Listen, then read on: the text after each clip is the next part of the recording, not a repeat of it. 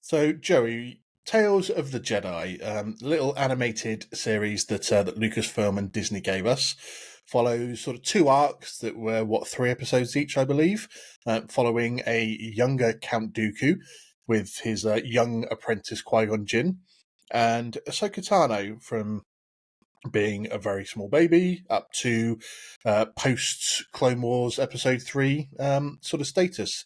Covers, I guess, a little bit of the novel that we had for Ahsoka as well, though slight retcon in there, I believe, as well, to be fair. Yeah, Um, yeah, we can definitely talk about that.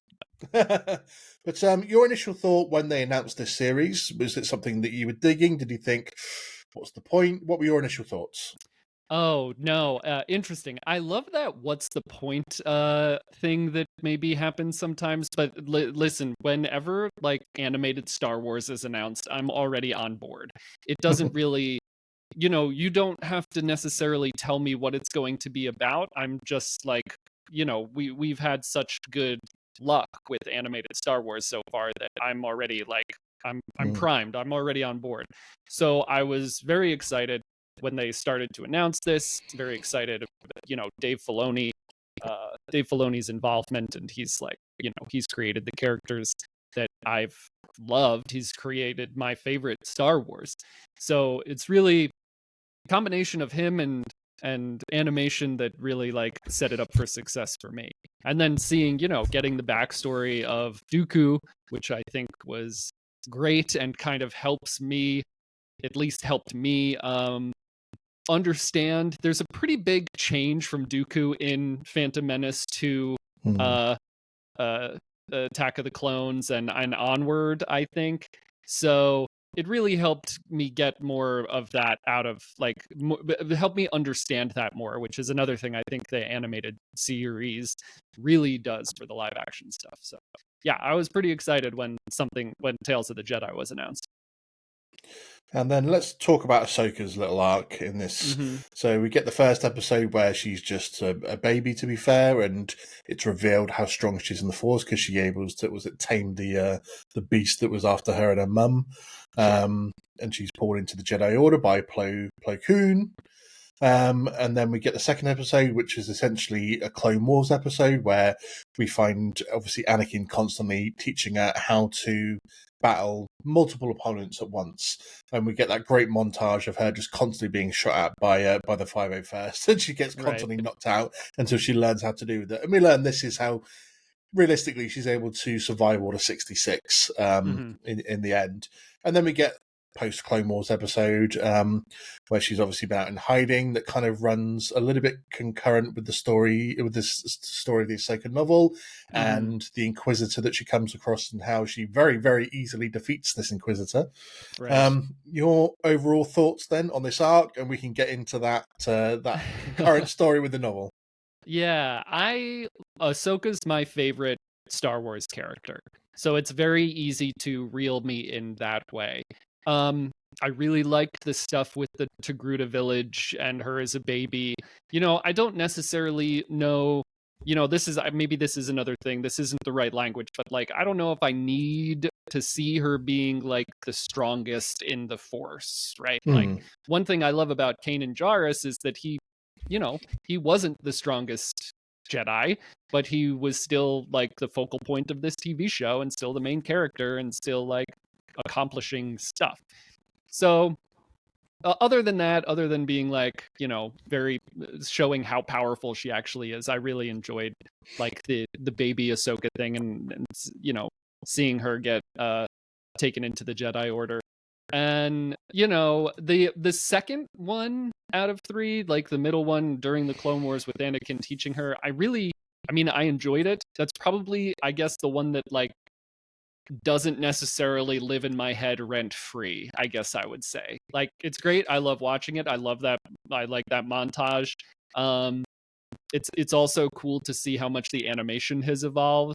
I think we'll talk about that in a little bit, like from early Clone Wars to stuff like this. Hmm. Yeah. But it's probably the one that I think about the least. It's just, I don't even want to say it wasn't my favorite. It's not like at that level, but it just, I guess it wasn't my favorite of the three episodes of Yeah. her thing in that series. And And I then, don't really remember all that. It sucks to say, I don't really remember all that much of it besides that, like, Anakin training her in that room, and the 501st just like taking her down again and again and again. I think that was pretty much it, to be fair. Yeah, It was yeah, just, yeah. let's talk about this issue with the third episode then. So I remember bringing it up at the time and saying this is not how the story went down in the novel.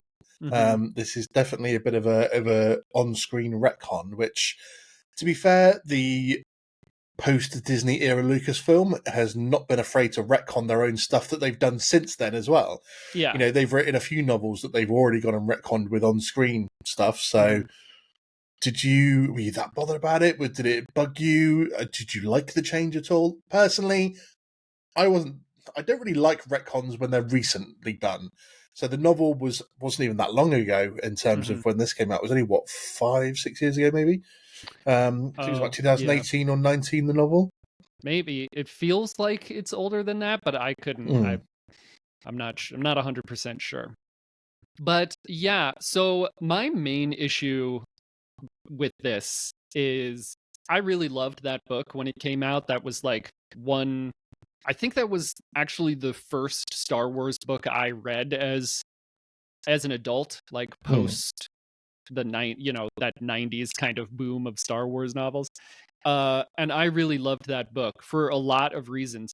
What I don't really understand still to this day is I'm fine with like the creative license of telling the story a little bit differently. And Dave Filoni created the character, and so maybe he gets to have final say. I mean, there is something to be said for like someone else put time and effort into their art, and that's what that book is. The main issue is it I think to cram that book into that, like, however long that episode was, there is retcons but significant erasure of very what I consider to be very important things, events, people in that story. So everything Ahsoka goes through in that book is extremely important and powerful, up to and including the fight with the Inquisitor and healing those lightsaber crystals. Uh, but the people that she meets along the way are very important to her getting back into the fight and becoming Fulcrum, and that's completely erased in that episode. And I mean, not for nothing, but there's also queer characters in the book that are just erased. They're just like not. I mean, they're just erased. They're not in that episode of the show. So I don't really understand why you would try to like take such a significant amount of story and shove it into this short form, because there are such important plot points for the character Yeah. and other characters, and like representation within that book that then you don't get to have in the show. That's like my biggest issue with that whole transition from that book to the show. Yeah, I understand that, to be fair. I mean, there is obviously a lot of time period that you could have done any random episode on Right. Ahsoka about, and then to take a very specific part of a book without knowing any of the context. If you haven't read the book, obviously, or the novel, you're not going to know any of the context really of what's gone into that. Mm-hmm. And so then to try and, as you say, condense it down into that, it just maybe wasn't the smartest decision they made in terms of creatively doing it. But Yeah. at the same point, I almost understand why they wanted to include that snippet of her versus the Inquisitor, even though she defeats him a lot quicker in that episode than she did in the novel. Even though he Right. wasn't the strongest Inquisitor in the book, and it wasn't maybe the most challenging battle for her, she still had no lightsabers. She wasn't really trying to use the Force too much to not draw attention to herself, Yeah. and then to just basically do it in 10 seconds against him and just strike him down. It was like, okay, yeah. Yeah. I would say for anyone interested who's listening to this and hasn't read the book, I would say go read the book. I mean, it's such a good story. It's so Ahsoka. Again, there's like representation in the book that's not in the show, and then just her like building those lightsabers that we then see her have in things Mm. like The Mandalorian and the Ahsoka show. Like she's collecting these pieces of stuff and she doesn't know what for, and then she defeats the Inquisitor and like heals the crystals. It's just so cool. Lots of cool like Jedi lore and Force lore Mm. stuff in those little snippets that we just don't get in the show, Yeah. unfortunately. Mm. Then we have the other arc in Tales of the Jedi, Count Dooku, a Mm-hmm. younger Count Dooku with his young apprentice, and that we see that how disgusted Dooku has become with the rampant greed and selfishness of people who were in charge of things in the Republic. And then we obviously move it through his little story to see that it's officially confirmed he's the one that deletes Camino from the Mm-hmm. Jedi archives using Cypher Dierce's code, and then down to Qui-Gon's passing at Episode 1, and his battle with Yaddle in Mm-hmm. this episode, and eventually killing her for Sidious. I'm going to let you speak first because I've got a really big issue that I'm going to be talking about with these episodes. What were your initial thoughts on this little arc? Okay, this is great. I'm excited to hear your issue since I just went on a rant about Ahsoka, because I have not read Dooku Jedi Lost uh or anything like that. So I don't know. I don't actually know if there's overlap or any kind of retcons with some of the published history that we know of Dooku. What I like I said before, what I really enjoyed about the Dooku episodes is seeing that backstory, seeing his personality, seeing like his justification for changing sides, Mm. for whatever that's worth, and seeing young Qui-Gon, um, and like learning more about maybe why Qui-Gon was the Jedi that we saw him be in The Phantom Menace. Kind of bridging that gap, but having a better understanding of the characters' mindsets and why they made the decisions that they did. And so I more so enjoyed the Dooku arc, I think. Um, because I didn't have this like attached history with as I did with the Ahsoka novel, and on Mm. like really seeing the changes that they made to shove it into that short episode. So yeah, I really enjoyed seeing that that kind of like Dooku's history in that way. I think I'm super curious to hear your grief with it though.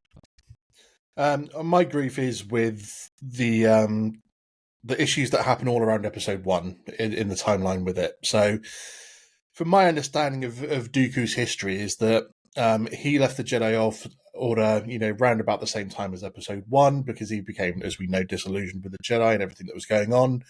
But he could also sense after he left that there was something out there, a greater power, the Sith Master, Mm-hmm. and he wanted to basically find him and find out a bit more about what he was about and stuff like that. And he eventually gets lured into the dark side and becomes Sidious's apprentice. That all happens post Episode 1. So in that time gap that we see between Episode 1 and Episode 2, which is 10 years, he leaves Mm-hmm. the Order. He decides to search out for the Sith. He finds Sidious and becomes his apprentice, which obviously leads into Episode 2 and the Clone Wars.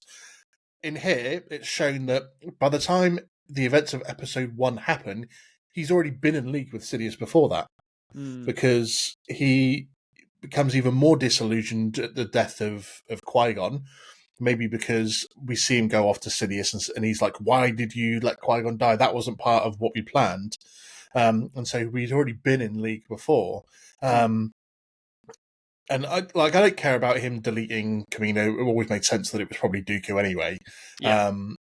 But the fact that this whole thing of what happened to him technically after Episode 1, that's when everything happened, him leaving the Order and then becoming or hunting out the Sith and joining them.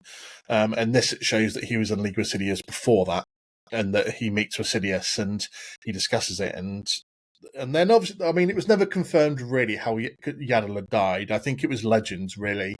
where they said that she had died between episode 1 and 2 in a mission that she was sent to by the Jedi Council. So that I'm kind of okay with the fact they've changed that from Legends to an official canon story for her. Sure. I thought she was great in this episode, Yellow, to be fair, voiced by Bryce Dallas Howard, which was, I think she did a really good job as well. But we learned, obviously, then that Yoda talks that way because he's a nut job, because Yellow doesn't talk the same way. That was a really strange moment for me in this as well. Yeah.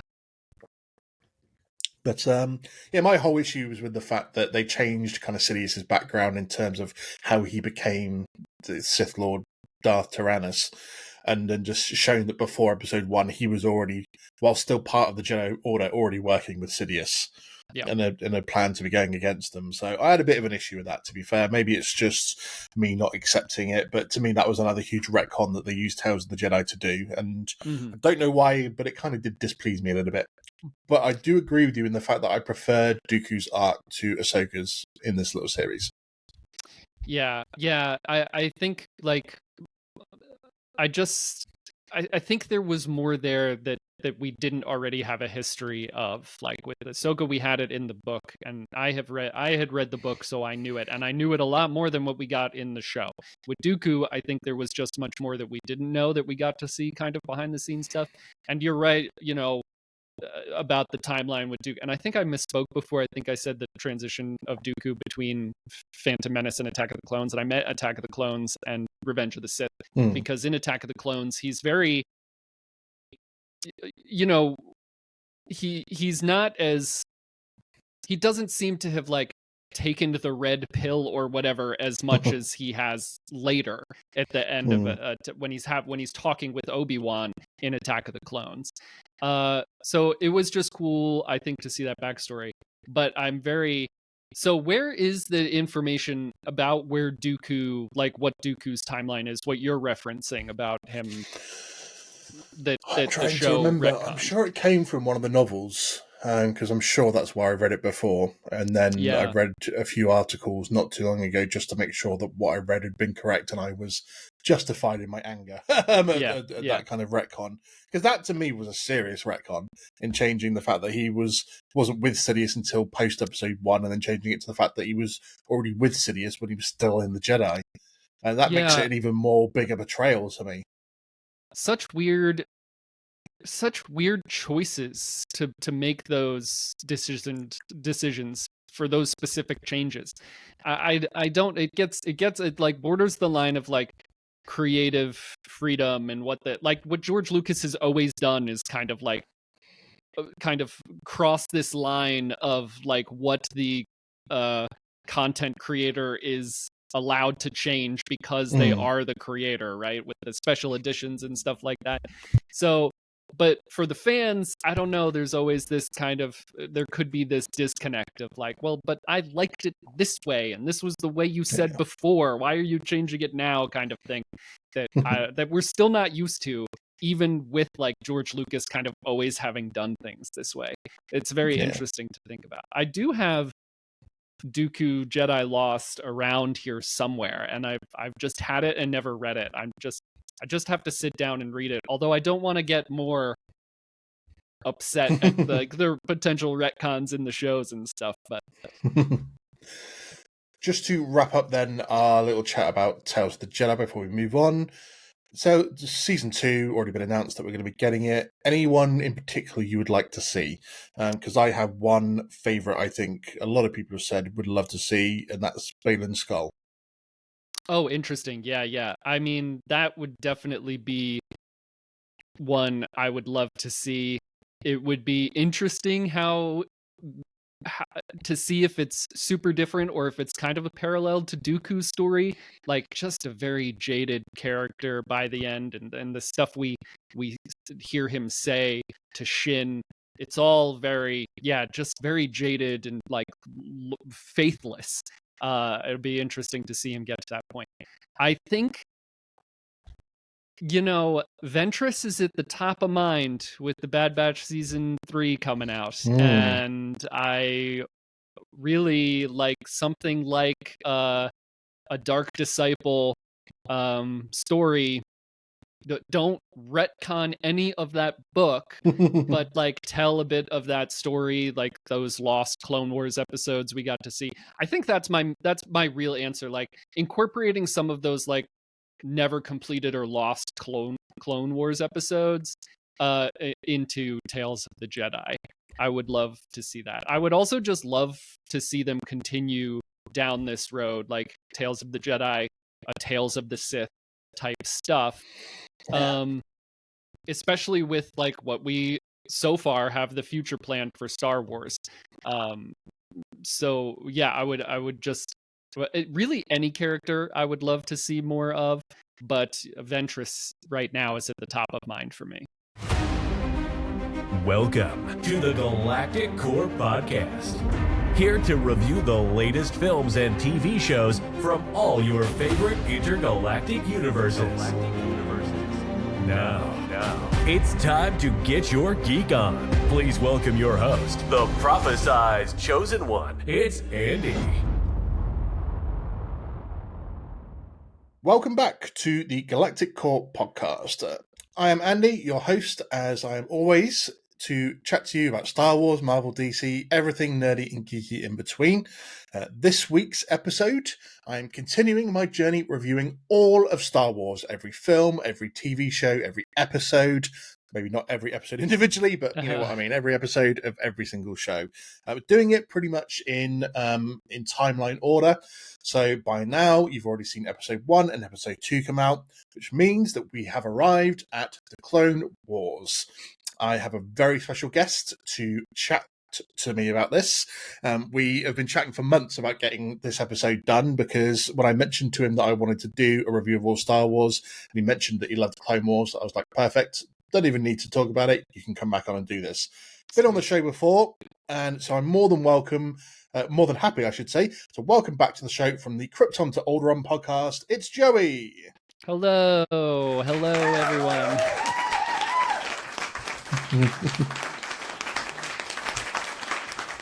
Happy to be here. Very excited, as always, to talk about the Clone Wars. Once I get going, you can't stop me. So buckle up. Absolutely excited to be talking about this. It's one of my favorite all-time Star Wars things is the Clone Wars. Took me a long time to get into it, to be fair. I wasn't one of these people that watch it straight off the bat, no, even though I've been a huge Star Wars fan all my life, simply because I've not always been a fan of watching animated stuff, to be fair. I don't watch a lot of it outside of Star Wars stuff and things like that. So Star Wars is the one that has brought me more into it because of the Clone Wars, because of Rebels and all Bad Batch, everything that spun off from this particular point. But we've got a lot to talk about. We've got 7 series. We can throw in the trashy film as well that kicked it all off, to be fair. Ooh, already stirring the pot. Nice. But I'm more than happy to get chatting about this, Jerry. So tell us a bit about your love for the Clone Wars. What is it about this show that you absolutely adore? Because I know you do. Oh, my goodness. I don't know if there's an answer to that question. I honestly love almost everything about this show. I think that there's 7 seasons or series, like you said. There's so much of it, and because it was so good, there's so much of it. It got brought back. The animation, you can watch the animation evolve. Like, you start at season 1, the animation it's a bit janky. Maybe trips over itself a little bit, but when you get to the end, I mean, it just like elevated the animation of it so much. Apart from that, I mean, it just introduced me to characters that are my favorite characters in all of Star Wars, like Ahsoka and Captain Rex, and there's just so much to love about the Clone Wars. And on top of all of that, I know we're going to get into it. There's so many characters that I love. It introduced so many storylines.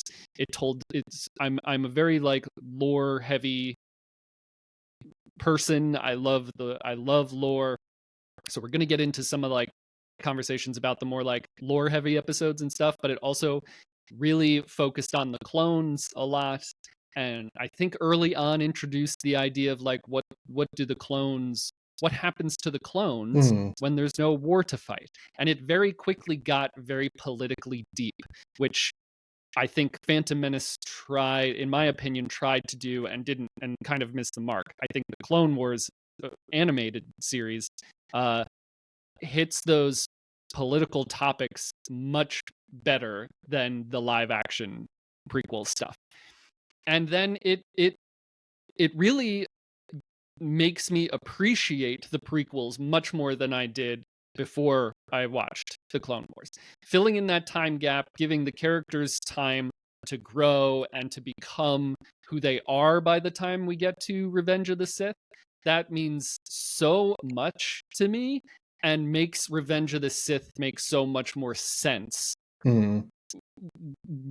Whether it, other than it does if you don't watch the Clone Wars, in my opinion.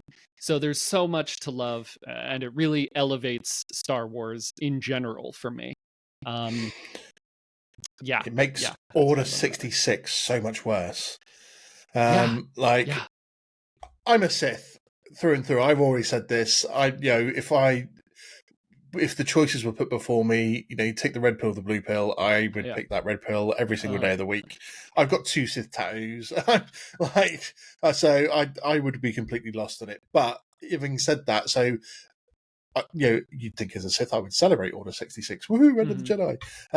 But it's I've always got upset Order 66 because you don't like it. Even just as because I'm a Star Wars fan, I hate Order 66. It's the downfall of the Jedi Order and stuff. But then when you've gone through the Clone Wars and then you sit there and watch Episode 3, and it just makes it 10 times worse. And I think with all the extra stories we get now as well, they came back and did Series 7, so we've got the Siege of Mandalore and the things that run concurrent with that to Episode 3, and everything that ties in then together with that. It makes all of it just hit so much harder and makes everything after that more emotional. So then when you run off to things like The Bad Batch, the Kenobi series, to Rebels, and then even going into the original trilogy, it just weighs more heavily as well in terms of the emotion of it all. And that's what Star Wars means to a lot of people as well, doesn't it? In terms of the emotional weight that these series carry and these characters carry for you.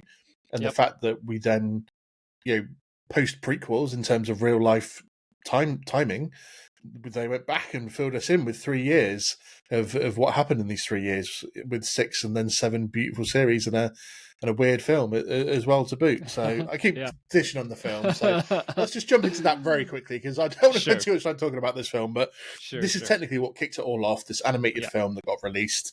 And this story that they basically getting Jabba the Hutt's son and returning to him in respect to just trying to foil Dooku and his plans. A very weird story, to be fair, but any thoughts on this one? This is probably the thing I have the least thoughts about that we're going to talk about with the Clone Wars. I was just actually in a Discord group talking about this movie and talking with people who love it, and I had said I think I've only really ever watched it once, really. So there's not a whole lot there that really hooked me in, I would say, other than I love animation. I'm kind of the opposite of you, where I consume a lot of animation even outside of Star Wars. Anything from Rick and Morty to Owl House or Amphibia or any of those kinds of things. So I love animation a lot. And so that was kind of a connection for me with the movie. But it didn't, if it were the only thing that if it were the only Clone Wars content that we ever got, I probably wouldn't return to it so much. But it did spawn my greatest Star Wars love in that TV show. So I give it a lot of credit for that. I probably should return to it and see what I can take away from it these days. But yeah, I don't really have a lot to say. I haven't watched it as much as I have watched the series. And it did give us your all-time favorite character. Correct. To be fair, the controversy that surrounded this when it happened, in terms of, you can't give Anakin Skywalker a Padawan, how dare you? But she turned very quickly over the space of 4 or 5 years from one of the, I think at the time, genuinely, she was one of the most disliked characters around, because everyone was, especially hardcore fans, as we know, they're not always the best judges of things to say. Correct.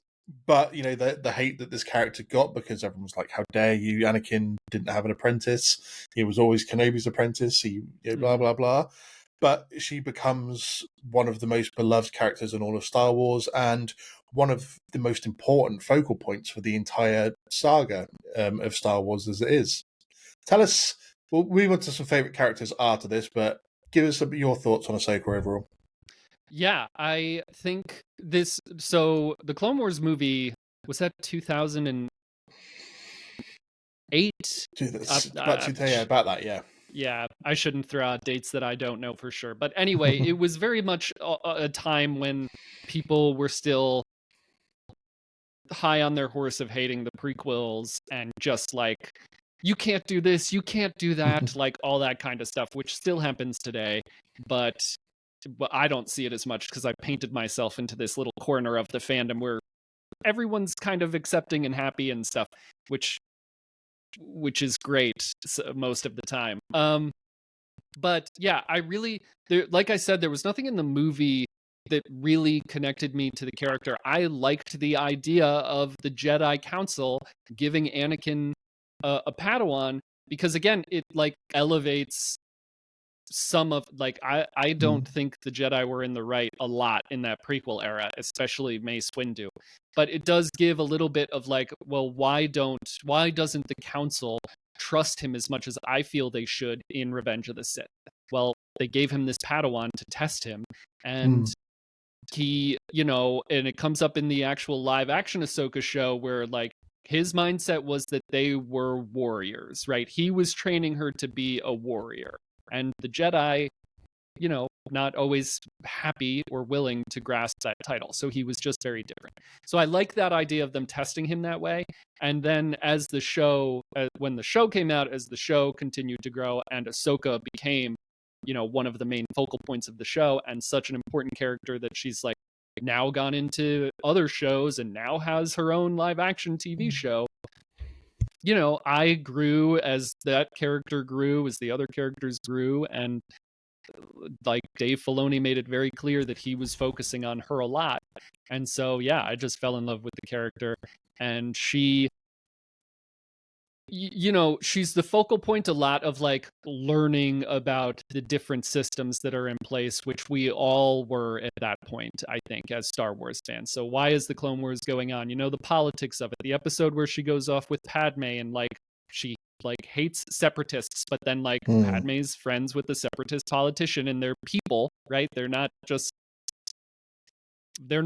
people, right? She hates them all because she's on the Republic side, but she goes and she learns, and there's like, that's some of that heavy politics stuff I was talking about. So I think she was growing in that space as we were all growing in that space, and I just like fell in love with the character and going along that journey with her.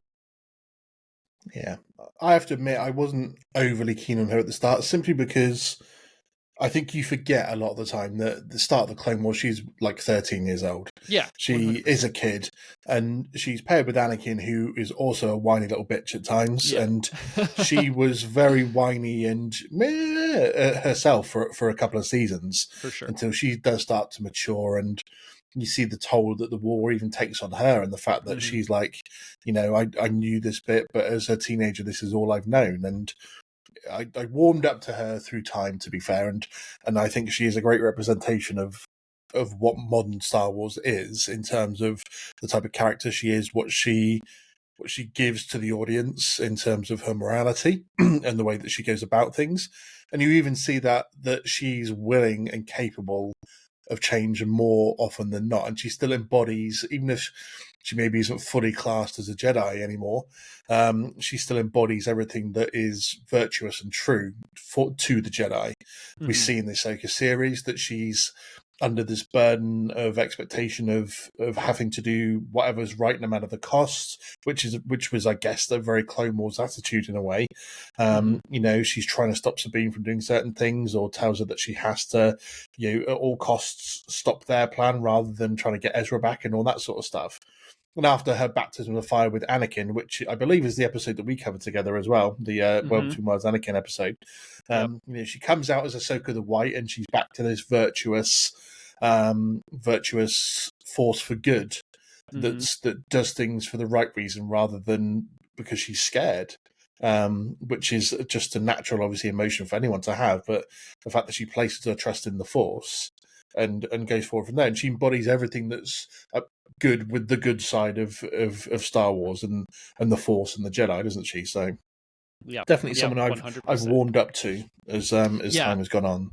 I would say that's a good way to say it. Warmed up to, like, there wasn't much to warm up to in those early episodes, and she was a little Yeah. kid, and the outfit was obviously like very like they didn't Sketchy. treat yeah, it was sketchy, and it was just very weird the beginning of the series. But I think that they really, once they got their feet under themselves, um it really became something very special. There are episodes in that first season that I think are like a must watch.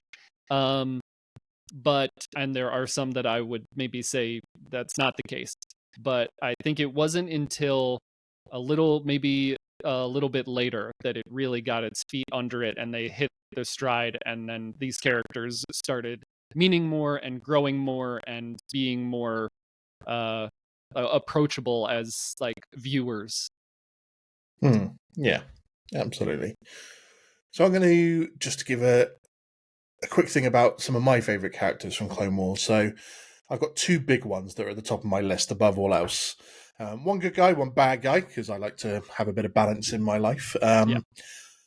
Fives, ARC Trooper Fives. My favourite clone trooper out of all of them. Mhm. He has got a great little arc, I think, from start to finish. When we first see him in the Rishi outpost attack, where he's Chinese with obviously Echo and some of the other guys, and then we see their training episodes. I think it was in season 3, sort of a flashback almost. And we see the attack on Kamino, where he becomes an ARC trooper after it, because him and Echo have managed to repel so much, and obviously the death of 99 in that episode as well. And moving on to even things like the Umbara arc, where he's standing up to Pong Krell, and obviously then to his final arc with the control chip arc in season 6, where he finds out the truth and is then gunned down by that dickhead Fox. Sorry, excuse my language. By Commander Fox, Captain Fox, whatever his name was, and obviously has one of the saddest deaths out of all the clones. Or out of anyone in the Clone Wars, to be fair. But Yeah, this guy, to 100%. me, is what embodies everything about what the clones are and what they should have been. Because he's brilliant tactically, he's a great soldier, but he's not afraid to realise that he is also a human. And whilst he wants to stand up and do everything that's right for his brothers, he also wants to do the right thing overall as a human. It's because they're so very rarely referred to as humans or anything like that. They're just referred to as clones. Yep. Or just soldiers bred for war. And he's not afraid to stand up for his fellow brothers in any situation, because he's like, we're not just numbers on a page. We're not just the ones to be thrown away. Like some of the other clones we see throughout the series talk about, we're just clones, we're disposable. And Five's like, sod that. I'm here to fight, I'm here to live, and I'm here to make it out to the other side. And but he just embodies everything that I love and everything that a clone and a person should be in this kind of situation that he's put in. I don't know. Any thoughts on Fives?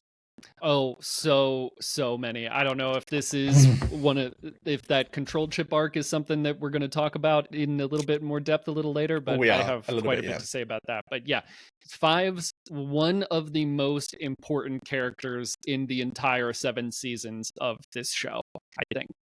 That's where I'll leave that for now. Who's your bad guy? Maul. Nice. Yes. This guy that was basically taken from being almost a throwaway character in episode 1, The Phantom Menace. The shock of him being brought back and go, the dude that got sliced in half survived. How the hell would that even happen? And then it gives you a bit more depth to what you can do if you're tapped into the dark side on such a deep level that you can use your hate and anger to survive life-ending injuries in a way. And the fact that he's then brought back, and once has his mind restored, shall we say, his arc then over Clone Wars and even going into Rebels, because you kind of got to include that as an overall arc for him in a way. he becomes, to me, one of the greatest villains of Star Wars. And one of the greatest characters, because he's not just a martial arts specialist as we kind of deem to see him in the Phantom Menace. He's clever, he's calculating, he's obviously extremely emotional about stuff, but he's driven by that purpose almost solely to get revenge on Kenobi at different points. But just his cleverness overall, I think, is incredibly underestimated. He built an entire network and life with obviously using the underground sources and the different pirate gangs and stuff like that, the criminal underworld. I think he is generally, a lot of people who love Clone Wars recognize obviously the brilliance of his character and Rebels as well, but I think for the larger audience he's almost underestimated because everyone still thinks of the episode 1 Maul rather than, I don't think of episode 1 Maul anymore. I just think of him as Clone Wars and Rebels Maul. Yep. So I have him up 100%. there, and if I was asked to make a list of the greatest villains of Star Wars, he'd be top 3. I think he's at the top. I think I put him. He's might be my favorite villain of Star Wars, but he's up there with Thrawn, and I don't necessarily consider Thrawn a villain myself, but he's also Maul is almost the same level of strategist, military tactical strategy as Thrawn, in my mind, based on what we see throughout the Clone Wars. He's certainly a better strategist than any Jedi we see. I think the only reason he's outdone by Sidious is because I wouldn't say Sidious is a strategist. He's just like gifted these, like he knows what's going to happen. I think that's more of a force ability, whereas like Maul is like military strategy and understanding how to bring these networks in together, like Black Sun and everything you're saying, like all of the criminal underworld stuff. Yeah, I love Maul, and I love Sam Witwer, and I love listening to Sam Witwer talk about Maul, and I will just like, give me all the Maul content, whether like on-screen character or like behind the scenes stuff. Yeah. Sam Witwer's voice is perfect.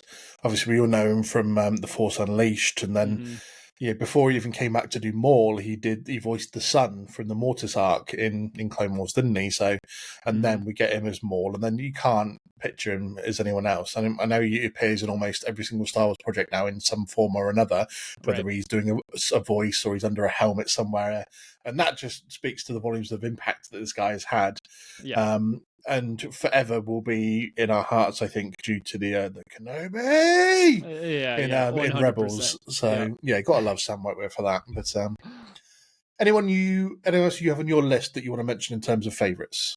Oh my goodness. This was such a hard series of lists for me to put together, because honestly, like whoever I'm thinking about at any given point from Clone Wars is one of my favorite characters. Like, it's all very recency bias. Like, Ahsoka's my favorite. Maul is always really far. I think like Ahsoka and Maul are at the top of that, which I think is appropriate for when we talk about the Siege of Mandalore.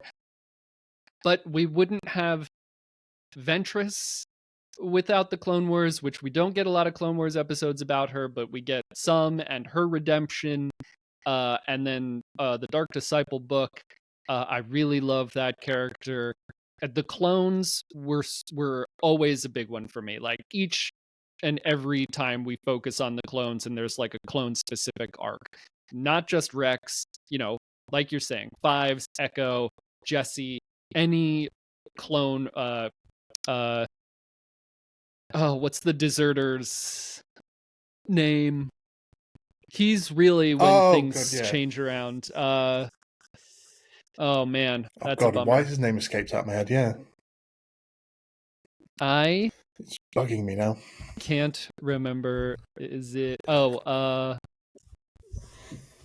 this is Cut Lawquane. That's it. Yeah. Okay. Yeah. Beat me to it. Cut.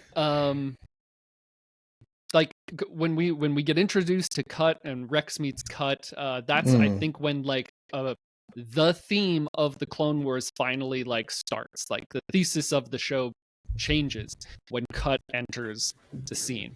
So I think he's a very important character. And yeah, it's a very hard question for me to answer because I mean we get the Night Sisters and Mother Talzin and all of this like stuff that I just love, like the as I say on Krypton to Alderaan, the like mystical magical hoo-ha that's really like my jam. So yeah, I don't know if there's anyone I can put up at the top of the list other than as we're having this conversation today, I'm going to be like, oh yeah, they're one of my favorite characters over and over again because everyone in the show is.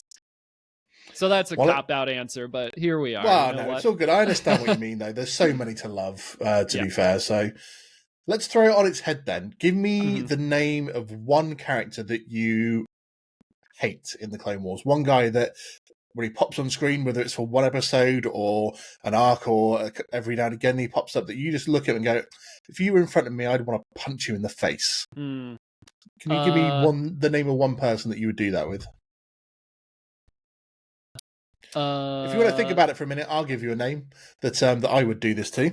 Yeah, go for it. I've got two very quick names to be fair. One because I think he's written brilliantly to have this effect on you, and that's Rush Clovis. The guy that was yeah, so smarmy all very over Padme. punchable face. Yeah, yes, just the name Rush Clovis. It just you're gonna know he's going to be an arrogant little bastard. And I just love the fact that he obviously works out very quickly something's going on with Padme and Anakin.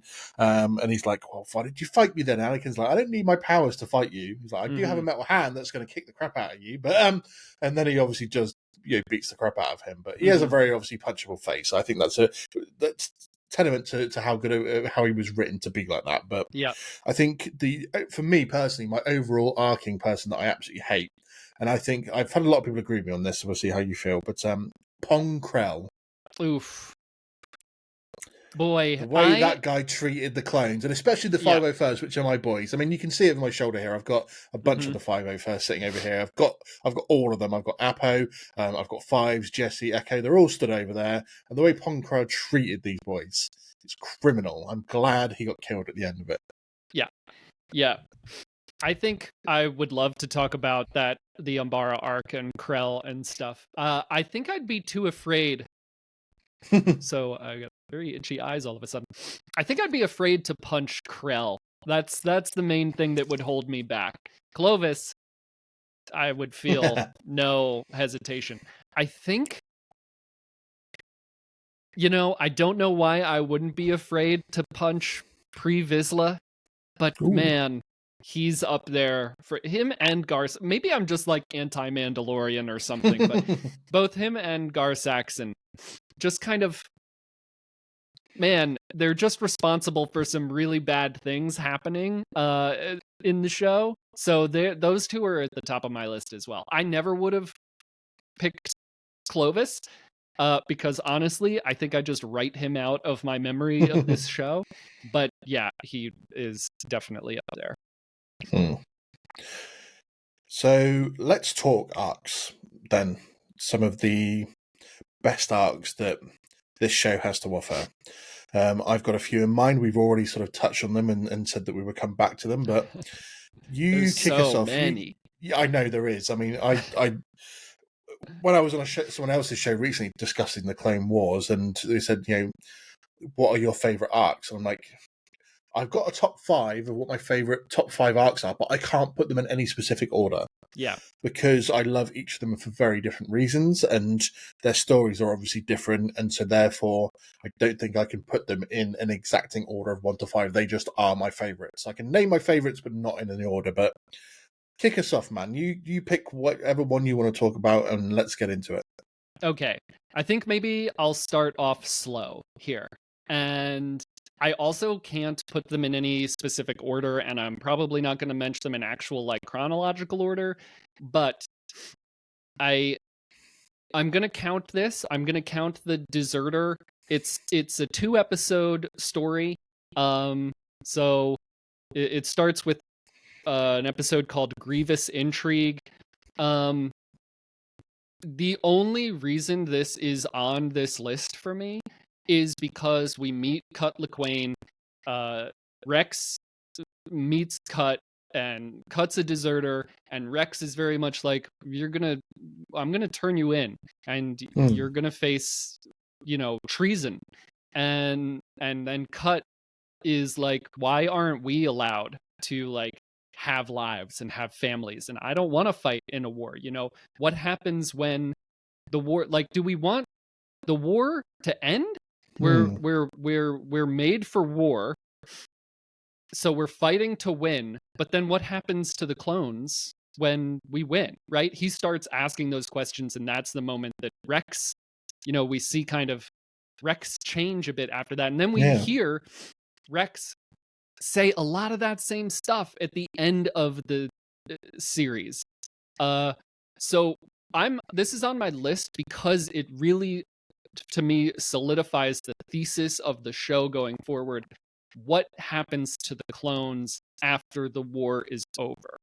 And it's a question that gets asked a lot after this, but it was such an important moment in the show to me. And I'm just looking at my notes here. See, episode 10 of season 2, so fairly early on, and it just gets built on from there.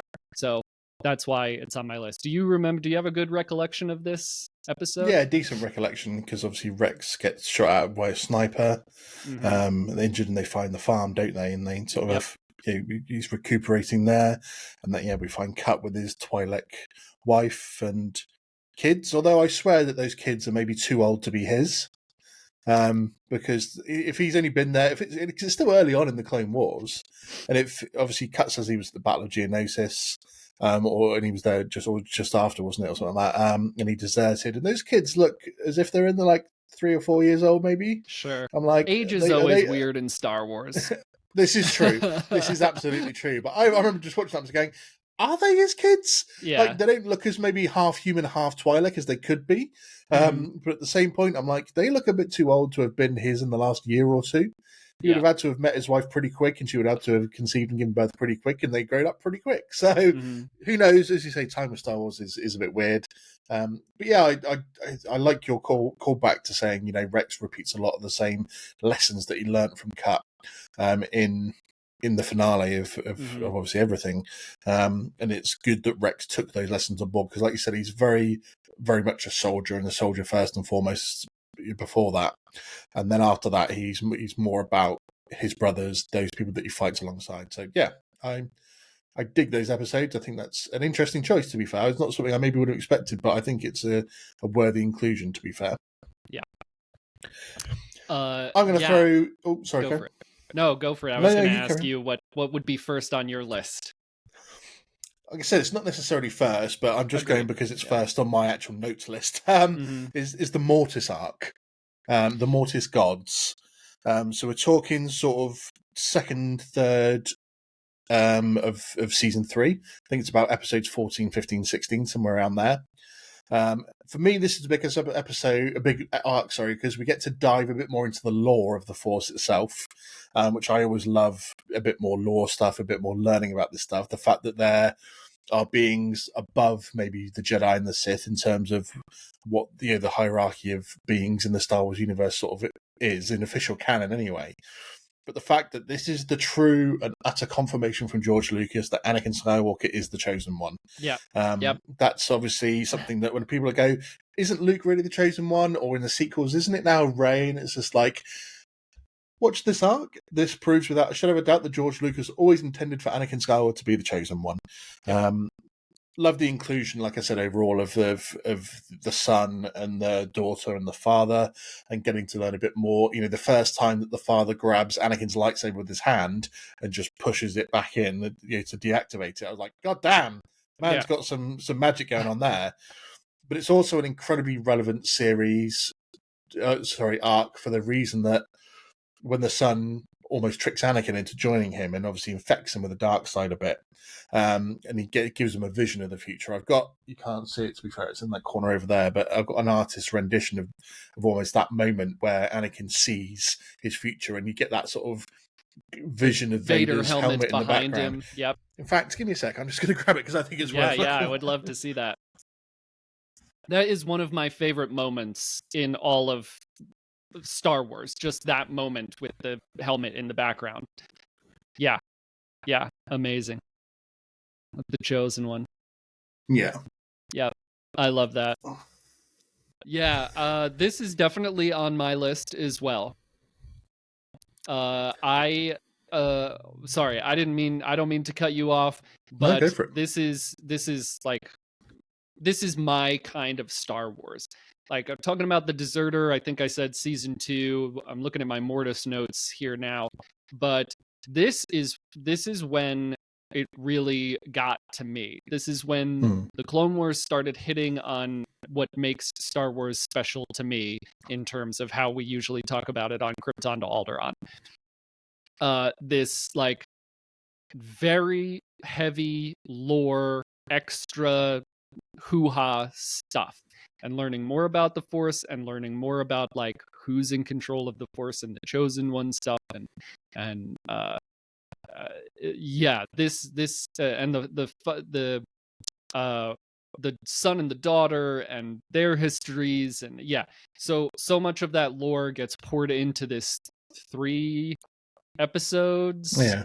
Is that how much? Yeah, so 3 episode arc, which is just so incredible to see. It's something that if people don't want to watch all of the Clone Wars, it's something that I say you should really watch just this arc, because it's so important to like the history of Star Wars.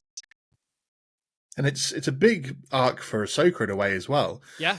Because she gets bitten by the sun in one of his many forms, gets infected with the dark side, and then is, in a way, almost killed.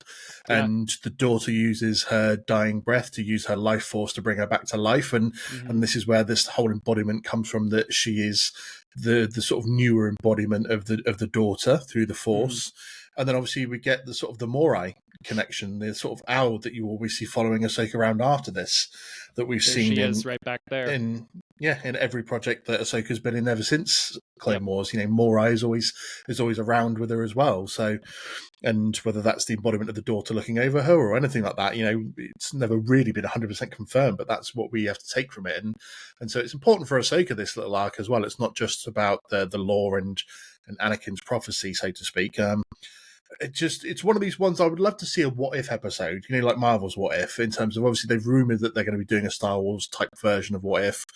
What I would love to see is what if Anakin chose to stay on Mortis to be in charge, to take the father's place and be in charge of the son and the daughter. What would that have meant for the galaxy on the wider stream of things?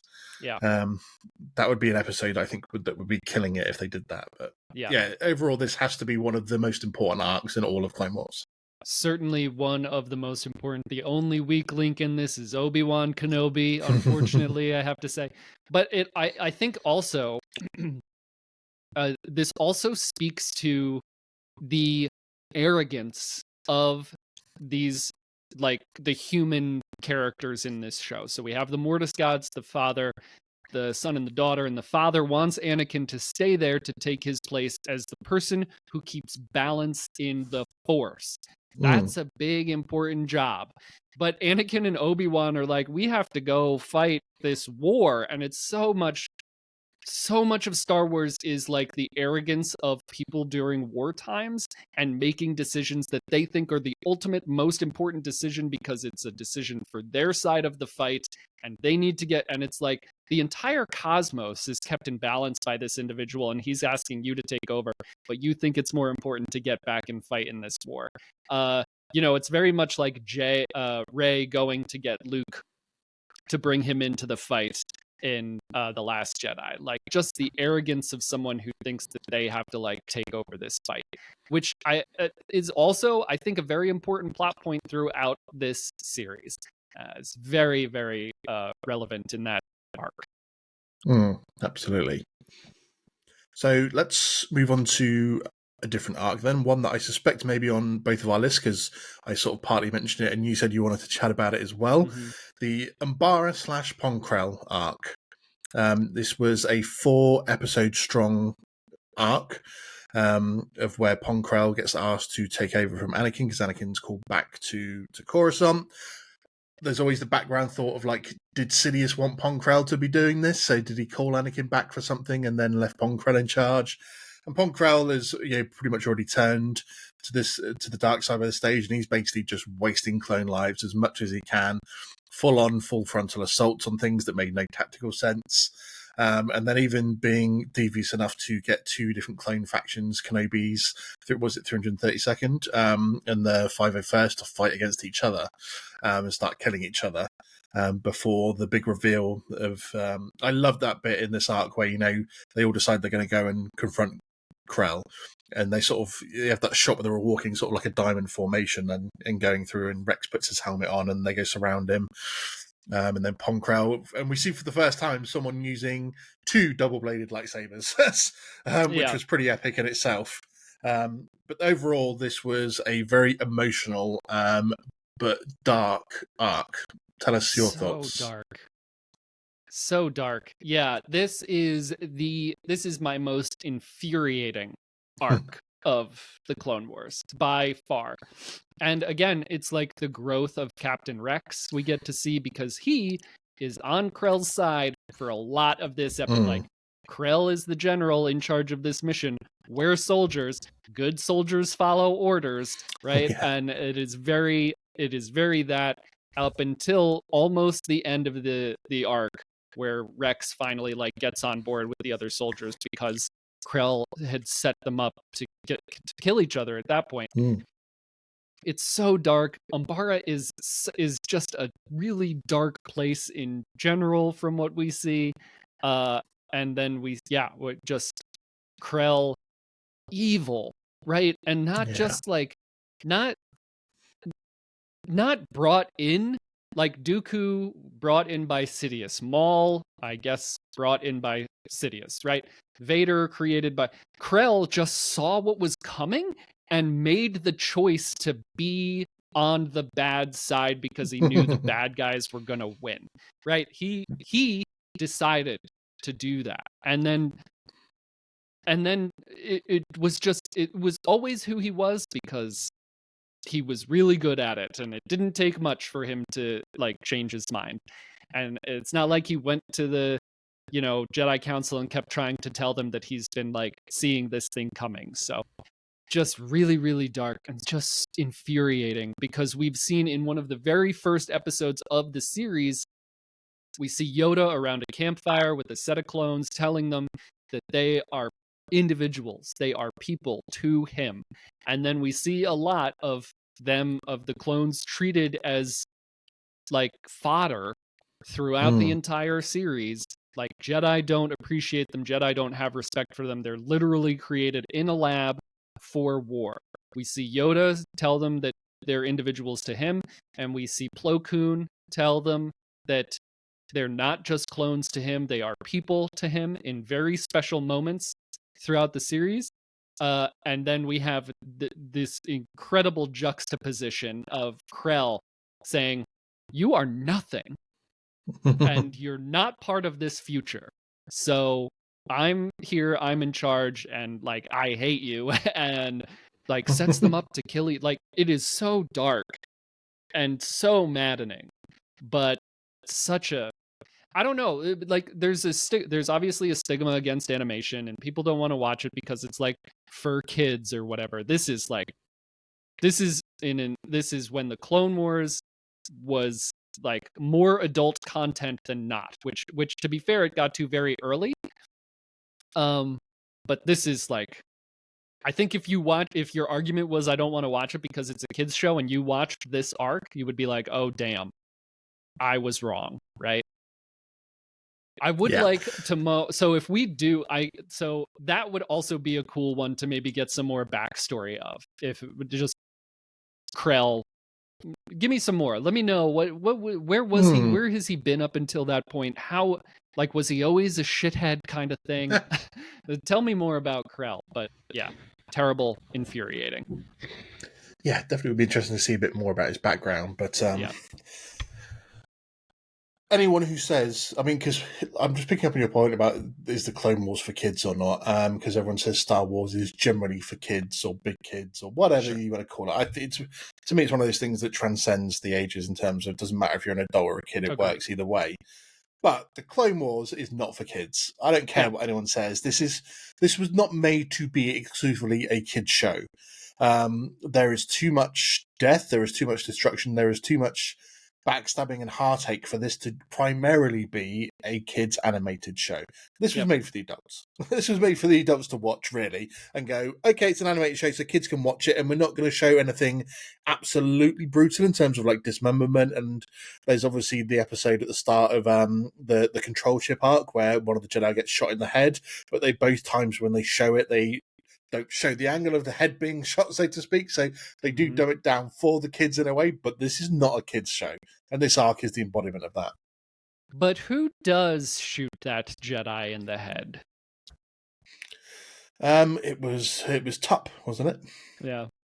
Yeah, and that starts the whole control chip journey, right? With Fives going down that rabbit hole, right? Yeah. Is that arc on your list? Yeah. Yeah, that's on my list. Should we get into that one? Because we've transitioned into that a little bit. Yeah. So this with okay, I know maybe I've said this a couple of times already, but this arc is just so incredibly important to understanding how the prequel trilogy works. The control chip, before this show came out, we got Revenge of the Sith and we got Order 66. And so how did that happen? How did the Emperor execute Order 66 and then all the clones turned on all the Jedi? This arc is so important, in my opinion, to get to getting that backstory, to understanding what was happening, to understanding the setup, to having this light bulb moment of, oh shit, Sidious wanted Dooku to delete Kamino and get the Kaminoans to build this army so that he could put these chips in their brains so that he could destroy the Jedi years later. All of it adds up when you watch this arc. We had I don't think we had any idea before then of how this worked or what exactly was happening. So at least in my mind, having no other knowledge of it, this is where that all begins. And it became such an important, like this, I return to this arc a lot, especially when I want to like feel sad. Like you're saying, another heavy emotion, which is also the Star Wars that I love, like the emotional storytelling. But everything everyone goes through between, so the Jedi that gets shot has a twin sister, I believe they're twin sisters, and she survives, and so there's the emotion of that. There's the clones dealing with why Tup did that, and then we get into Fives and kind of that whole thing. And is that when we meet AZ? Is that the same AZ as with Omega? Yeah. Okay, so we get that, but just a super important arc, I think, for making Revenge of the Sith and for making the prequels make sense. Like, if we didn't have Krell, not a whole lot would change. But if we didn't have this chip arc, the prequels would not make as much sense to me. And I always find it's the added deviousness of the Sith in this, where they're playing the Kaminoans as well, in terms of they think that it's one Jedi that ordered the production of the clones in the first place, that put these secret chips in to help temper the aggressive nature of the clones, but also have these secret orders in there in case anything ever went wrong. And so the Kaminoans are being played just as much as anyone else, and the fact that they don't really understand what this control chip's for. It wasn't designed by them necessarily. Sure. And all this stuff that comes into play with it. But I mean, the reason this sticks out for me is not just because of, I mean, like you said, the overall added story of finding out how the clones were used to bring down the Jedi for Order 66. But to me, it sticks out because it's my boy Fives. 100%. My favorite character, my favorite clone character. So the emotional roller coaster that he goes through of obviously wanting to help Tup and thinking that he's going to be okay, and finding out that there's the control chips, having his removed, and then the psychological damage that then comes from when you go back to Coruscant, and then you're left alone with Palpatine, who is the mastermind behind all of this. And Palpatine has this just ability to just walk up to him in the middle of his own office and just tell him that he's absolutely spot on, that this is all a plot by himself to bring down the Jedi at some point. And obviously he knows that this is going to send Fives mad, and he attempts to kill him in his office and basically puts a target straight on his back, on Fives' back, for because everyone's searching for him. And then the fact that he manages to get Rex and Anakin alone and is trying to tell them everything. And if only they'd listened to him, because they're all just like not believing him, and obviously he's like, you've got to believe me. This is what's happening. And just took that one moment, and obviously you saw the doubt in Rex's eyes that maybe that there was some truth into that, and obviously that leads on to what happens in part of the finale of Clone Wars. But he just needed one person to actually take him seriously, like Rex or Anakin. And then, as I mentioned earlier, Dickhead Fox turns up a bit fucking trigger happy because he's like the Coruscant guard and fucking shoots him. And it's actually written into the law that a lot of the clones hated Fox after this. A lot of them despised him for being the one that killed Fives, because it was well known that he was the one that shot him. You've got stuns on your fucking guns, man. Why are you going straight for the kill shot? Fucking stun him and arrest him, and then fucking he's alive, you bastard. I'm never going to forgive Fox. I'm glad he gets killed by Vader in the end. Well, maybe there's a chip situation triggered in Fox that I'm not trying to advocate for Fox. But that's also part of the ambiguousness that I really like. Like, after this point, it's like, why was this decision made? At any point, not any specific decision, but is this the chip? Like, what's going on? I bring it up in Krypton to Alderaan sometimes with things, and my co-host Royce is like, enough with the chips already. We can't blame everything on the inhibitor chips. But like, it's such a big thing in my mind because of this series of episodes. And then, we see Rex dealing with it later.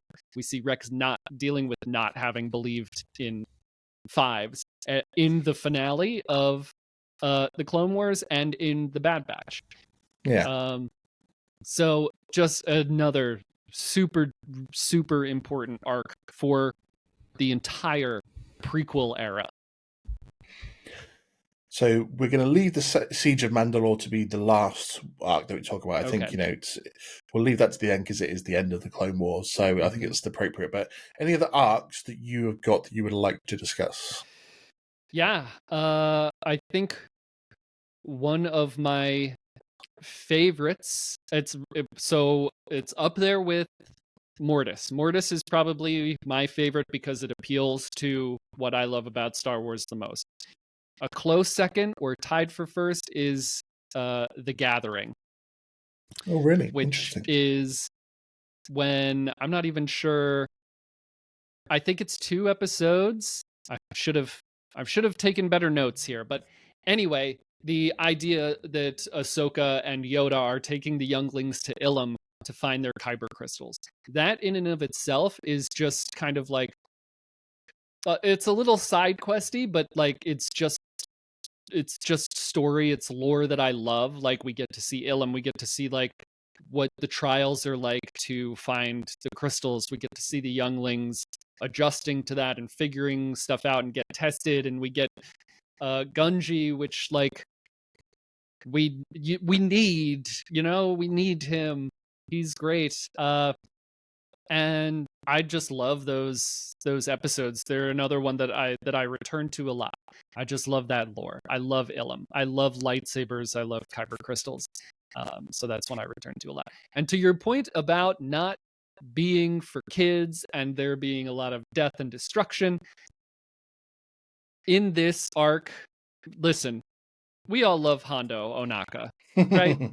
We all love him. Fan favorite.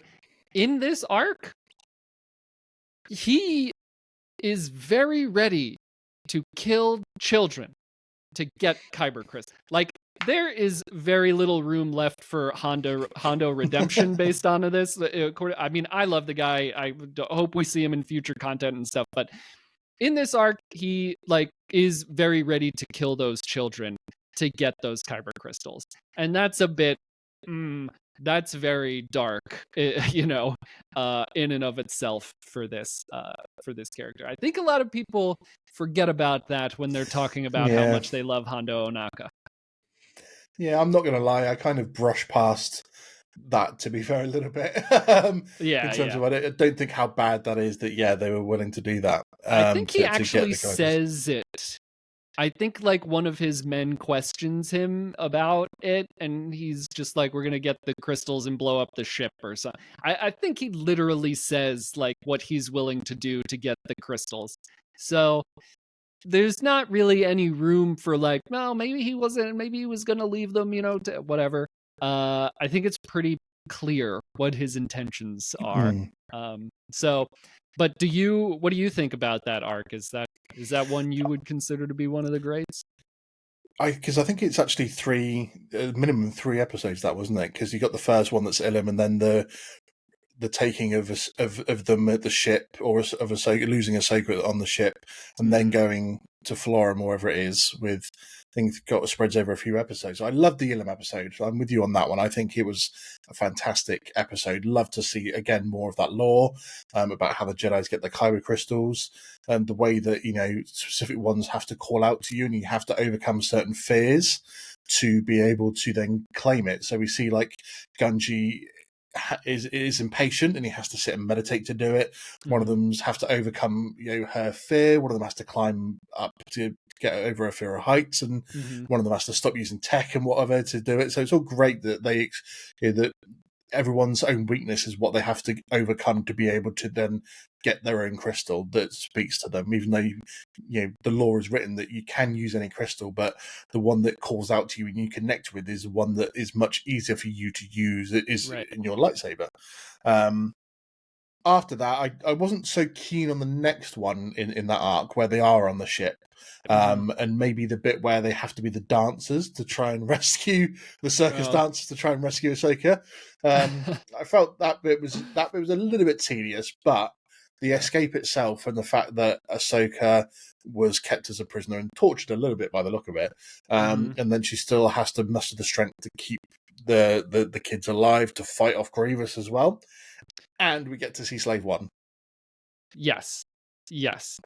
I do have in my notes that it was a 4-episode arc, and something I didn't know was that it was released as like a full-length 80-minute feature at one of the celebrations, which I think would be very cool to have seen at Celebration.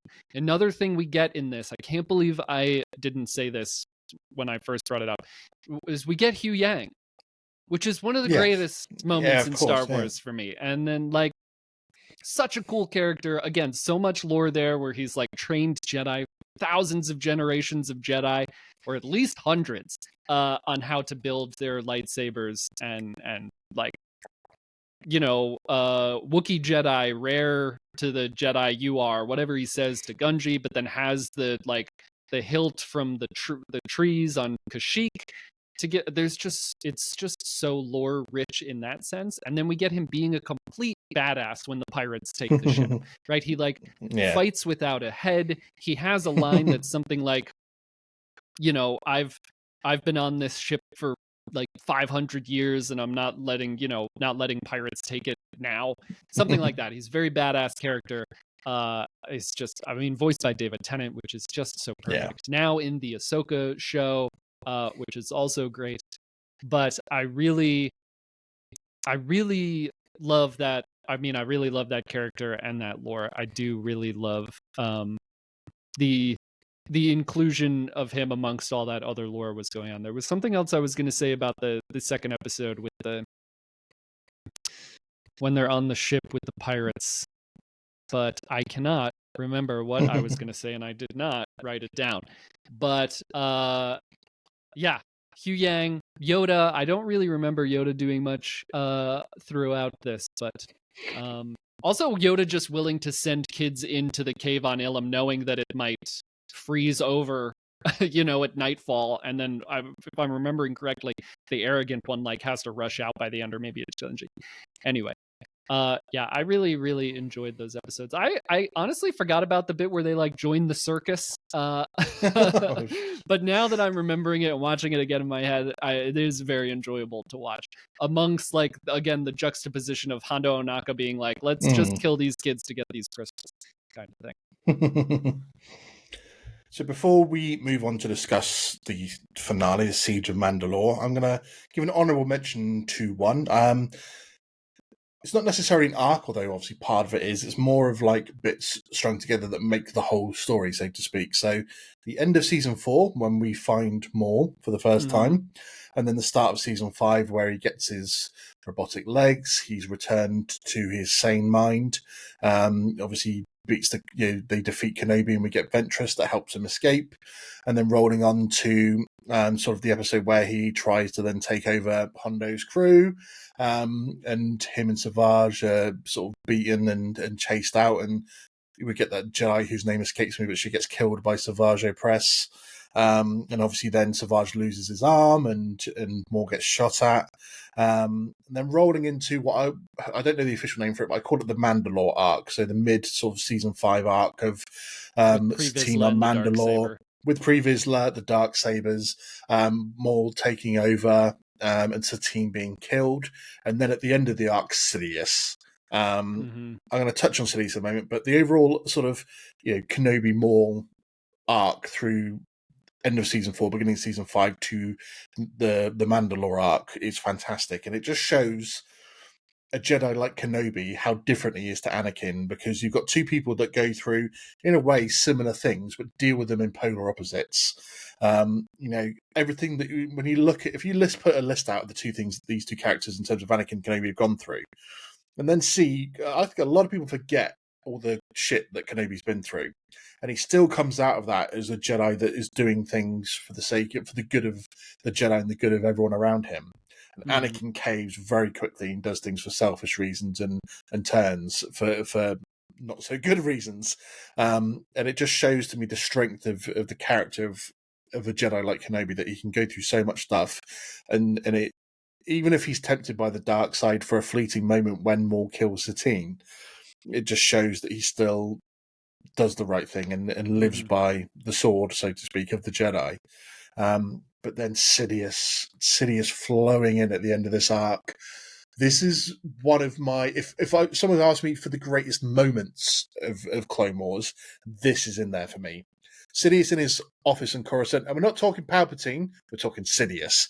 One of the very few times in all of Star Wars we get Sidious rather than Palpatine. Right. And he's in his Coruscant office and he's sensing all of this happening on Mandalore from his office, and he gets in his ship, just goes over there, and he's just force choking Mandalorians left and right, walks into that grand room, and he just tells Maul and Opress, he's like, you guys are rivals now and I'm here to kick your ass. And he basically plays with them for like 10 minutes of a fight. They think they're getting somewhere with him, and he's just toying with them in a way, and they end up in that sort of bit outside, and he disposes of Maul for a bit, and it very quickly dispatches Savage Opress, kills him so easily. And then just when you think that maybe Maul can start getting something back because he's using 2 lightsabers now against Sidious's 2, and he's maybe fueled by that rage and anger that kept him alive for 10 years after being chopped in half. But then Sidious just puts his lightsabers away and just uses the Force on him, and then Force lightnings him, and Maul just instantly is like, holy shit, I'm so outmatched. And he's like, mercy, please. And Sidious was like, there is no mercy. He's like, but don't worry, I've got plans for you, so I'm not going to kill you just yet. I'm in love with that particular bit. I don't know if you can tell from the way I talk about it. Yeah, that's great. I love this. Just the way that, because we just don't see enough Sidious in all of Star Wars for me. Episode 3 we get Sidious. I consider episode 6 to be Emperor Palpatine rather than Sidious. Because the way that he acts in there is still as Emperor rather than sort of the Sidious. So to me, this is maybe only the second or third moment in all of Star Wars that we get Sidious, and so I kind of cherish it, to be fair. Yeah. I mean, I love that whole Maul time frame where he's teaching Savage and they're building their network and they're trying to be. They never win. I mean, I've said it before. I do think Maul is an incredible like strategist. He never wins. Never once does he win. But I mean, I get he wins the Darksaber and he kills Satine, and that whole thing like is so emotional and powerful. And the part, if you had said the word, I would have left the Jedi Order, which is what Obi-Wan tells Satine, which is just like incredible to think about. Like, yeah, like you're saying, Obi-Wan stays very true to the sword or true to the Jedi, but in that one moment we see the one person that could have like taken him away from all of that. And then to see Sidious. See, I don't like that as much as you do, but it's not that like I don't like it. It's that like it makes me feel icky, and I really love Maul, and I really don't like that Sidious shows up and is just so overpowering. He just like toys with them, like you said, and they have no shot whatsoever. So I really, that whole thing makes me feel really icky, and then like leads into the Son of Dathomir comic books, I believe, with Gar Saxon breaking him out of whatever prison Sidious has him in. But I love all of that. I think I don't love it as much as you do, just because Sidious makes me feel bad when I see him and when he's toying with people. I love Palpatine / Sidious, to be fair.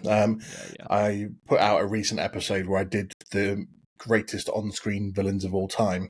And in my personal ranking, I had Sidious at number 2 of my greatest on-screen villains. So he is something we need to see more of a backstory for. Like I've said so many times, I need like the Plagueis era, like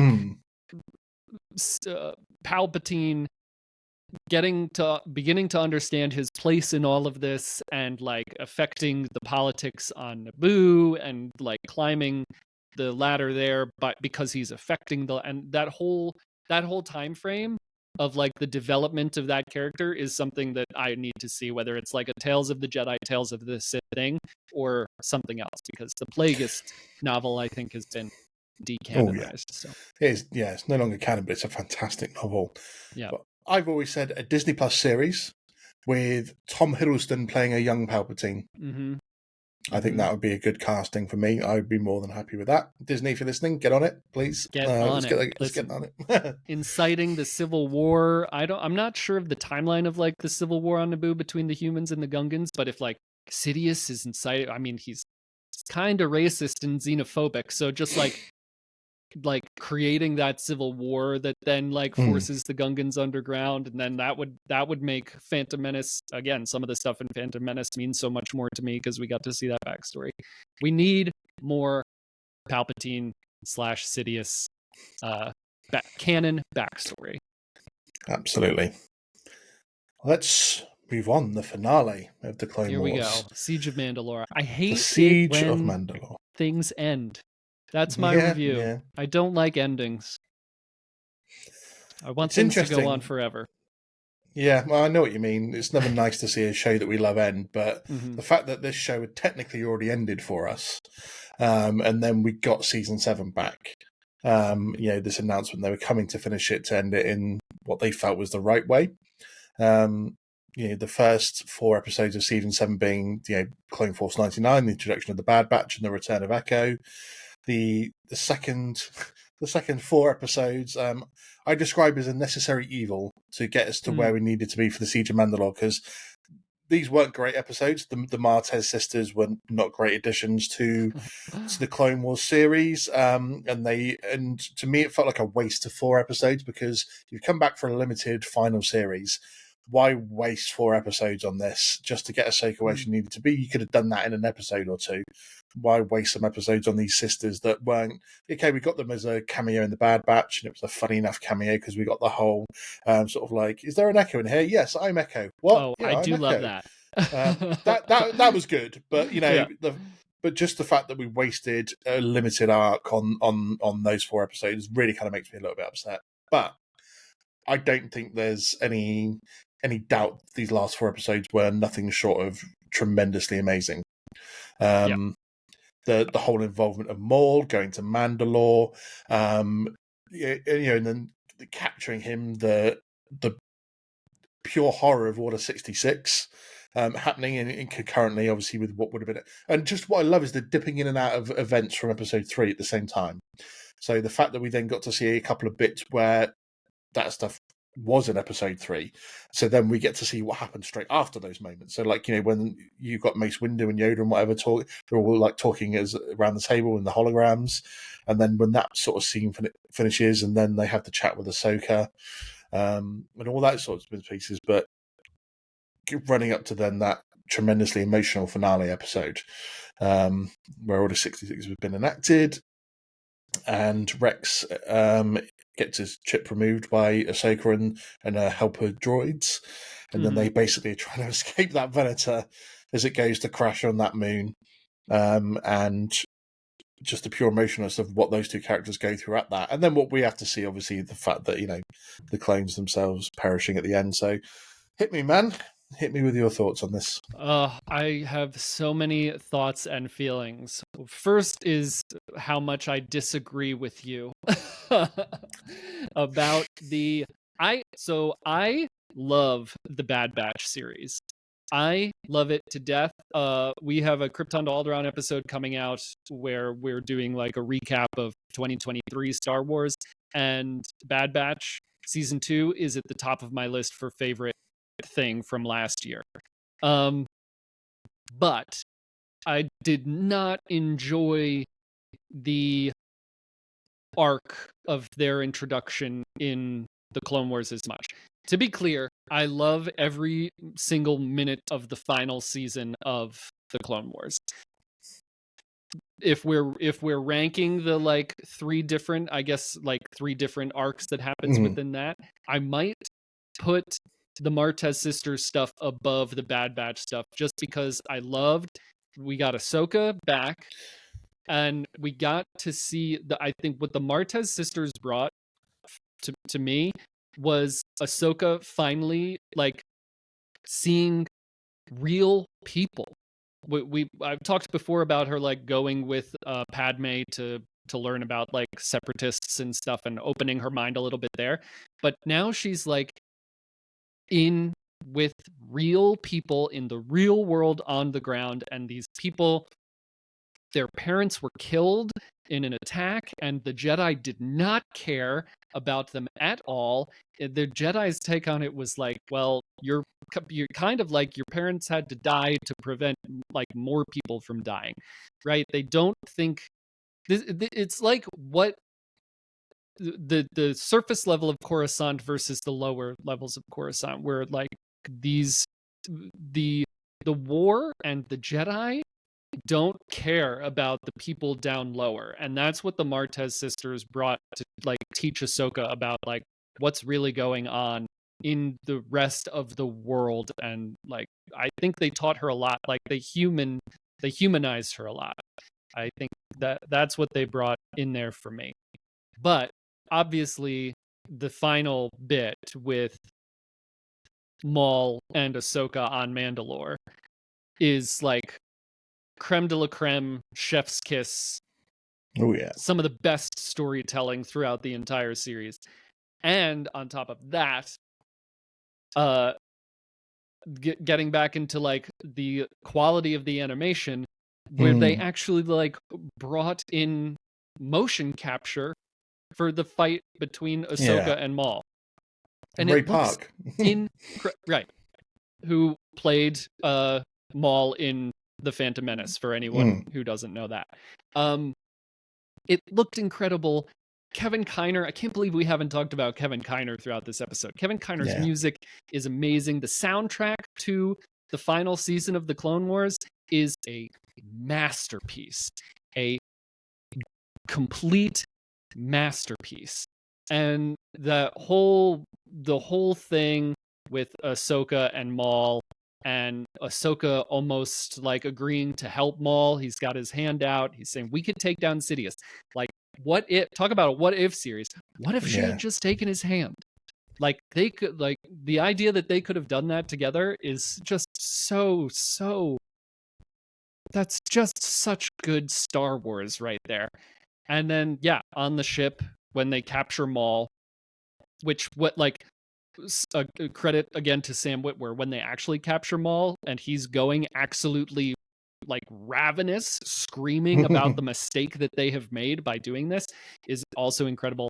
And then yeah, once Order 66 is enacted and they're on the ship and Ahsoka feels it and lets Maul go to like create a distraction, like I mean, it's just so good. I don't know how else to say it other than if you have not watched this show, you need to watch this show.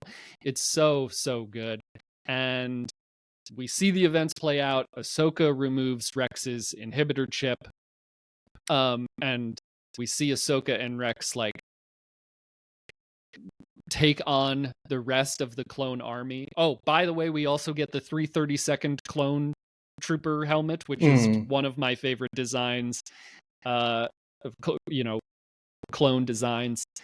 And then the end with the like grave site after the ship crashes, and we hear Burying the Dead is the name of that track on the album. It is something I listen to often because it is so good. And we see Ahsoka, and that's also like part of the Ahsoka novel that we learn where she buried her lightsabers and stuff. It's just so good from beginning to end. It's such great storytelling. It's such emotional storytelling. And they really poured their heart and soul into the final season. And I think that, like you said, it was coming back from being away for a couple of years, and they wanted to end it right, and they really poured their heart and soul into it, and it shows. The scene that you mentioned, sorry, of when Maul and Ahsoka are talking in the Mandalore throne room, and he's saying everything, or they're having that debate back and forth, and he puts his hand out to her, and he's like, join me, and reminiscent of scenes that we've seen several times through the original trilogy, the sequels as well. Mm-hmm. And then that fantastic moment when Maul stood there with his hand outreached and Ahsoka's thinking, and the glass shatters behind them all, to the side of them, and neither of them flinch even an inch, and it just sits there in silence as that all goes on. To me, that was a captivating moment. Again, if I was listing best moments of Clone Wars, I would have that scene in there. Yep. But then again, tell me whether you disagree with this. It's almost like the arrogance of the Jedi when she's like, I will agree to help you, but tell me one thing. What did you want with Anakin? And he tells her basically the truth of the literal situation, and she refuses to believe it, like so many do. Yep. And then that results in their fight. And again, like you said, a potential what if episode of what if Ahsoka had agreed to help him and believed what he said about Anakin.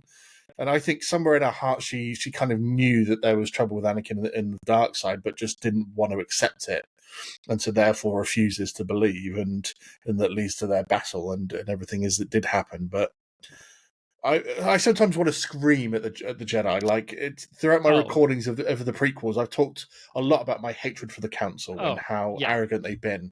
And again, it's just every single Jedi seems to have been infected with this modern arrogance. And unfortunately, that's one of Ahsoka's probably worst moments, in the fact that if she had a bit more belief in what she actually felt inside rather than just dismissing it out of hand, it could have made a huge difference to things. But yeah, the Jedi were wrong.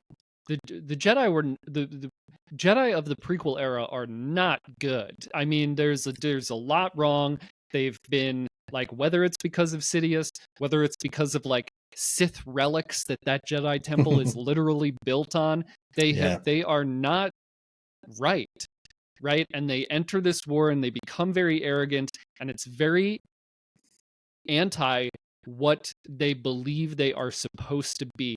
Throughout the Clone Wars, throughout the entire series, Jedi say nonstop, we're not soldiers, we're peacekeepers. It's said so frequently, and it's so blatantly not true. Yeah. Right? It's just like, how can you keep saying that? They think they are the answer. They think they're right. They're very, like you said, arrogant. And they're just like very very wrong. Everyone read The High Republic. Read Star Wars The High Republic. It's very good, and it's very much like Jedi kind of transitioning from what they should be, what they think they are, like what the prequel Jedi think they are, like this big bright protectors, knights, to kind of infected by the dark side. So yeah, that moment where she says, you know, what do you want with Anakin? And he says he's the key to everything, and that's when she like breaks. Yeah. What if, like, man, things could have been, it just could have been so different. Could have stopped all of this before it had the chance to really start. So, but such good storytelling in that moment. It really was. I mean, that whole episode itself, when they just carry on with their fight and up on the beams above the city, and like you said, Maul just rapidly screaming. But he's like, Maul just screaming like, "Let me die." He's like, I would rather die right now than anything else. But then I just love every episode of this finale. But when they're on the Venator, when Order 66 does happen and Ahsoka lets Maul go, and she's like, I'm not rooting for you. You're just a distraction. Go off and do something. I mean, Maul gets his hallway scene where he's like, I don't even need a lightsaber right now, and he's using the ship to just tear through the clones. He's chopping people in half using parts of the ship. He's like having people's body parts like held in the Force with closing doors. That was pretty brutal in itself. And then to walk into the the hyperdrive room or whatever, and just tears that thing apart. And like, that's a pretty good distraction. Maybe I don't think Ahsoka meant for it to be that bad, but Maul's like, okay, I'm going to pop off and do my thing, just to show how strong Maul is, because he, like you said, he always seems to lose at every turn, but you still can't deny how powerful this dude is, and this is a perfect example of that. And then obviously it runs us, like we said, through to the finale sort of episode of. And this is such an emotional episode because Ahsoka and Rex are trying to work out how the hell are they going to escape this ship, and that chat they sort of have in the main room before they go out. And Rex is like, "How are we going to kill all these people?" And Ahsoka's like, "I don't want to kill anyone. This isn't their fault. They're being controlled." And she takes off Rex's helmet, and he's actually crying about this, and it's just like, I don't see another way out apart from killing my brothers. And then she's like, we have to think of something because these people don't deserve to die. And she's like, they may die right now because of being controlled by these chips, but she's like, I'm not going to be the one that kills them. And that hits in the feels every time I watch that episode. And obviously they go down. Yeah. Hits in the feels. Yeah, feels like an understatement. That whole thing. And she takes off his helmet. And it is just incredible emotional storytelling. I want to go watch it when we're done here. I might go watch it. That's how amped up I am about this. And there's one fact about this finale that I've mentioned it a few times during my prequels recordings and stuff, but it's one I like to bring up because it's the symmetry that we get from this particular fact, is that the moon that they crash on in this finale episode is the very same moon that that Jango Fett was recruited on to be the clone template. So, in a way, this is the moon where the Clone Wars started because the clone template was recruited on this moon. Wow. And it's the one where the series itself, if obviously maybe not the Clone Wars itself, you can say that's episode 3 film. But in terms of where we see the series itself end, it ends on the same moon where technically it kind of began. So the nice symmetry there that gives us, I think, is a really well thought out fact that probably a lot of people don't necessarily know, because every time I bring it up and speak to someone about it, they haven't really heard it. So yeah. I don't think I knew that. If I knew that, I forgot it, because this is news to me. But now that you have said that, I can definitely be the actually guy going forward. But that is just incredible symmetry. Yeah, I love that so much. In fact, I would now consider this to be the end of the Clone Wars, like you're saying, versus having to watch Revenge of the Sith to get there. Any final thoughts you want to put forward about the Clone Wars? I just want to make a quick honorable mention. I should have done this earlier, but I think the Trial of Ahsoka, which is like the end of the original series, more or less, right? I mean, we got those extra, the extra series of episodes where Yoda communing with the Force, which also deserves a conversation. But the trial of Ahsoka, also extremely emotional storytelling, extremely emotional ending, and we get Ventress back helping her out and stuff. But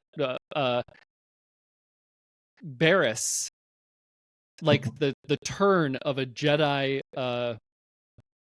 Padawan or a young Jedi Knight, whatever she is at that point, to the extent where she bombs the Jedi Temple and then frames her friend, like that's absolutely nuts, and also a very important story to tell. And also, I would love to see more Barriss, whether it's like in a Tales of the Jedi type thing, or if we get more of her later, maybe in season 2 of Ahsoka or whatever. Anyway, honorable mention to the trial of Ahsoka Tano, because at the end of it, she leaves the Jedi Order. She walks away, and that's something that I think really breaks Anakin. Again, it like leads us into like why Anakin is the way he is after that. She leaves him. She leaves the Jedi Order. She just, and it's so every time I watch it, every time I watch that scene of her walking down those steps away from the temple, it's very emotional. So definitely worth, I think, an honorable mention here. I'm sorry for bringing it up after the Siege of Mandalore, but needed to be said. It's all good. And it did spawn one of my favourite memes as well, because there's that scene where Barriss and Anakin are fighting in the Jedi Temple, and she's screaming at Anakin, going, the only thing that the Jedi Council, what's the only thing the Jedi Council approves of is violence. And then in the meme, it just goes to Anakin going, Anakin lights a second lightsaber just to prove this bitch how wrong she is. Yeah. Okay, so the only thing we understand is violence, so I'm going to kick your ass with 2 lightsabers now. Yeah. It was one of the funniest memes I saw, to be fair. It also gave us I don't know if you could see it back there, the Temple Guard design, which I have a 3D printed wearable sized Temple Guard helmet, because immediately that became my favorite like character design, armor design in Star Wars. It's beautiful. Their lightsabers are awesome. The gold with the white is just, I just love every piece of that design. So anyway, it also gave us that, because they're like, chasing down the criminals in the episode. So, but that's all I have to say about that. Joey, thank you so much indeed for coming on and having a nice long discussion and getting in depth about the Clone Wars. I love chatting Star Wars with you. It's always a good thing to do, and the Clone Wars is a worthy subject for 2 people who probably, I think it's fair to say, know a lot about the Clone Wars to have this kind of chat. So I really do appreciate you coming on. Tell everyone at home exactly where we can find the Krypton to Alderaan. Sure. Firstly, thank you so much for having me. I love and will take any opportunity to talk about the Clone Wars. If you have ever listened to my podcast before, you know that. So thank you for inviting me to have this conversation and sitting for however long we've been sitting here talking about it. It's always great talking to you, and it's always great talking about the Clone Wars, and so putting those things together is great. Anyone can find me if they search any social media for Krypton to Alderaan.